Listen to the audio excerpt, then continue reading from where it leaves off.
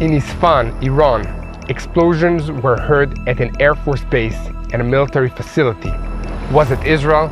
I'm Yair Pinto, and this is a special edition of Boots on the Ground, a report about what is happening in Israel on the 196th day of Israel's war against all of Iran's terrorist proxy organizations, 6 days after Iran's unprecedented attack against Israel last Sunday. Intense explosions were heard tonight in Iran, Syria, and Iraq. An American official told the ABC network that Israel attacked targets in Iran, but did not confirm the attacks in Syria and Iraq. The Reuters news agency reported that this time Israel would inform the United States in advance of the move, in contrast to the ambiguity maintained in the Damascus attack. However, the sources clarified that Washington had no involvement in the attack, while in Israel, for the time being, no response has been given to the reports. Meanwhile, the IDF's air defense system is on high alert. Despite the reports of the echoes of many explosions heard in the area, media in Iran claimed that no damage was detected and that the explosions heard in the area were due to successful interceptions carried out by the Iranian air defense systems.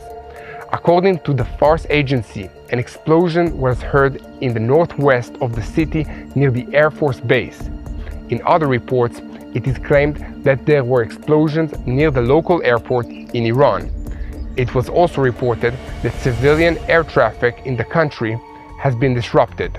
A source also told the Saudi El Had channel that a warning notice was issued regarding the existence of flights in the western region of Iran. Several Iranian nuclear sites are located in Isfahan province, including Natanz, which is considered as the country's main uranium enrichment site.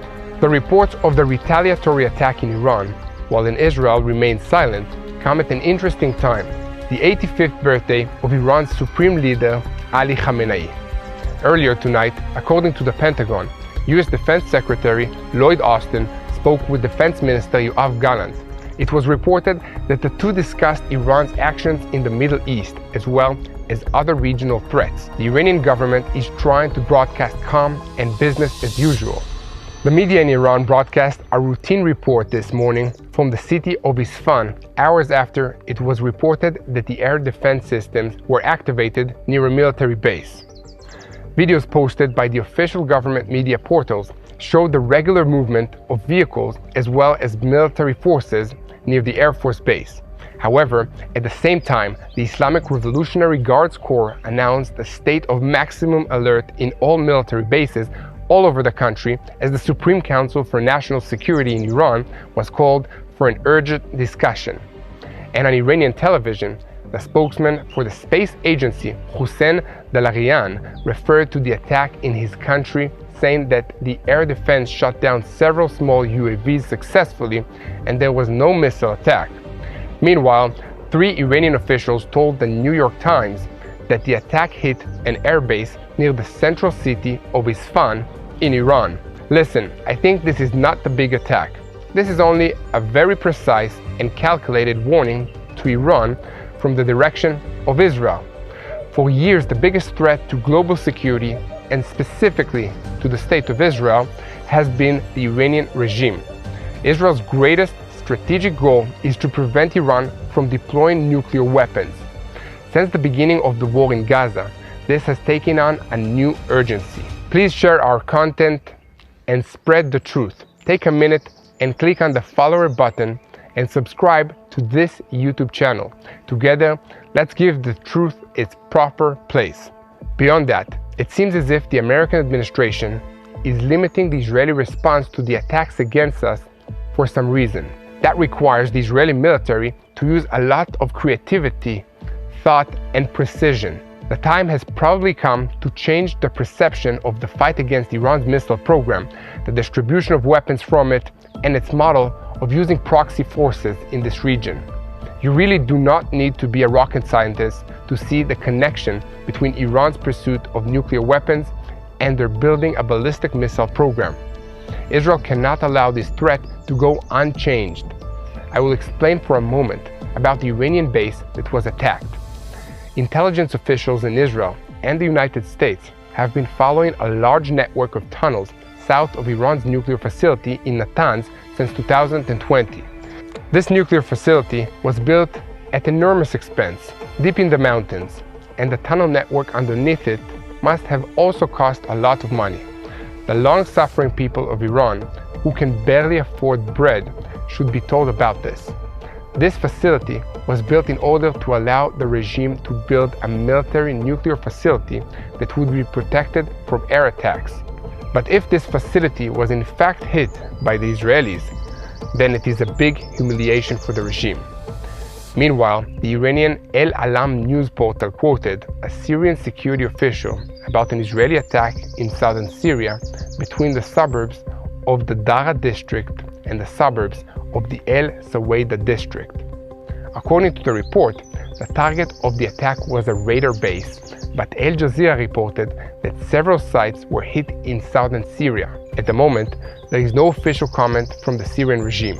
Switching focus from military matters, you've probably heard that Israel was not harmed by the Iranian missile and UAV attack last Sunday morning because our allies and our own military defense system shut down all the weapons that were fired towards us. This is not the whole story. Israelis suffered terrible emotional trauma from this attack, and on Thursday we suffered another blow, this time an economic one. The S&P Global Rating Agency downgraded Israel's credit rating from AA- to A- with a negative outlook, indicating an expectation of further credit rating downgrades in the future. The analysis accompanying the downgrade made it clear that the intensifying conflict with Iran and the increased amount of money the government needs to spend on defense were the reasons behind the move. Rating companies usually issue updated credit ratings reports at predetermined times, but if there is a highly urgent situation, they sometimes take urgent action to address it. The Accountant General said that the rating decision came in direct response to the Iranian missile attack, and added that investors in the world and in Israel proceed with the knowledge that the bonds of the State of Israel are safe and liquid assets, and the Israeli economy is diverse, innovative, and fundamentally strong. The State of Israel will successfully deal with all the challenges it will face. One must act with financial responsibility in order to ensure long-term growth of the economy and a decrease in the debt to GDP ratio. However, despite these necessary words of calm from an Israeli government official, this credit rating downgrade is bad news for every single Israeli citizen. Here at TBN Israel, we will be keeping a close eye on the story to bring you updates going forward. Until then, thank you for watching this special edition of Boots on the Ground. Please continue to help us spread the truth by subscribing to this YouTube channel and sharing it with anyone who wants to know the truth. And the most important thing, especially now, is to pray for the peace of Jerusalem. Hello, this is Mati here in Jerusalem with TBN Israel. This is Yair Pinto from TBN Israel here in Jerusalem. TBN Israel is keeping viewers informed with Israel-focused news, culture, and what God is doing in this land. Support TBN Israel today online at tbn.org/Israel. Thank you.